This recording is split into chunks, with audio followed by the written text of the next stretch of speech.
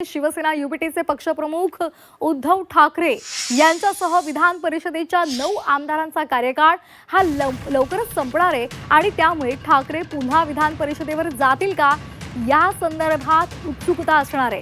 विधान परिषदेच्या निवडणुकीमध्ये भाजप महायुतीला बहुतांश जागा मिळतील असं चित्र आहे। रताची महत्त्वाची बातमी, महाविकास आघाडीला मात्र फटका बसण्याची शक्यता आहे। विधानसभेच्या सदस्यांमधून हे 9 जण विधान परिषदेवर मे 2020 मध्ये बिनविरोध निवडून गेलेले होते। त्यावेळी महाविकास आघाडीला 5 तर भाजपला 4 जागा मिळाल्या होत्या। मात्र यावेळी महायुतीचं संख्याबळ हे तब्बल 235 इतकं आहे। महाविकास आघाडीकडे 48 विधानसभा सदस्य आहेत, त्यामुळे महाविकास आघाडीकडून कमी लोकांना संधी मिळणार आहे हे मात्र स्पष्ट आहे।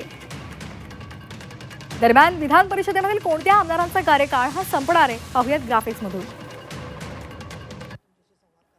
तर आपण पाहतोय उद्धव ठाकरे यांचा कार्यकाळ संपणार आहे। तर 9 आमदारांचा कार्यकाळ संपणार आहे, आपण त्यावर नजर टाकणारच आहोत। पण या संदर्भात अधिक माहितीसाठी आपण जाणार आहोत आमचे प्रतिनिधी गोविंद तुपे यांच्याकडे।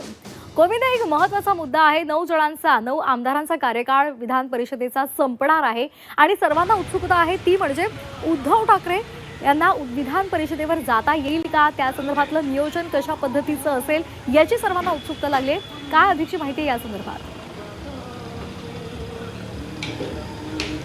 एकूणच आपण जर बघितलं तर उद्धव ठाकरे पुन्हा एकदा विधान परिषदेवर जातील का हा जो प्रश्न आहे आणि एकूण सध्या जर महाविकास आघाडीकडे असलेलं संख्याबळ पाहता याबाबतची साशंकता व्यक्त केलं जाणं स्वाभाविक आहे। कारण का एकूण 288 आमदारांपैकी या ठिकाणी महायुतीचे जे आमदार आहेत ते 235च्या आसपास आमदार आहेत आणि महाविकास आघाडीकडे जर बघितलं तर एकूण 48 आमदार आहेत। त्याच्यामध्ये काँग्रेस, राष्ट्रवादी आणि शिवसेना युबीटी, त्याचबरोबर सेकाप, माकप आणि इतर 3 असे मिळून 48 आमदार होत आहेत आणि अशा वेळेला फक्त एकच साधारणतः सदस्य जो आहे तो महाविकास आघाडीचा विधान परिषदेवर जाऊ शकतो।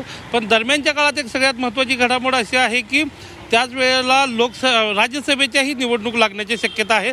साधारणतः 7 खासदारांसाठीची निवडणूक लागण्याची शक्यता आहे आणि महाविकास आघाडीच्या वाट्याला एक जे राज्यसभा या सीट आहे ती मिळू शकते। अशा वेळेला उद्धव ठाकरे, खास करून शिवसेना उद्धव ठाकरे गट जो आहे तो राज्यसभेची जी सीट आहे महाविकास आघाडीतल्या इतर नेत्यांना देऊ शकतो, मग ते काँग्रेस असेल किंवा राष्ट्रवादी शरद पवारांचे, आणि त्या बदल्यात विधान परिषदेची जी सीट आहे ते शिवसेना उद्धव ठाकरे गट स्वतःकडे ठेवू शकतो। अशी अटकळ आत्ता लढवली जाते आहे आणि सगळ्यात महत्त्वाचं म्हणजे संसदीय राजकारणात आपण सक्रिय असलं पाहिजे या मताचा प्रवाह जो आहे शिवसेनेमध्ये मोठ्या प्रमाणात आहे। त्यामुळे कदाचित पुन्हा एकदा रिपीट उद्धव ठाकरे या ठिकाणी विधान परिषदेवर जातील अशा पद्धतीची जी चर्चा आहे तो शिवसेनेच्या गोटामध्ये असल्याचं पाहायला मिळतं आहे आणि त्याच्यासाठीच राज्यसभा जी आहे महाविकास आघाडीतल्या इतर पक्षांना देऊन विधान परिषद जी आहे ती आपल्याकडे ठेवली जाऊ शकते अशी सध्याची परिस्थिती पाहायला मिळते आहे।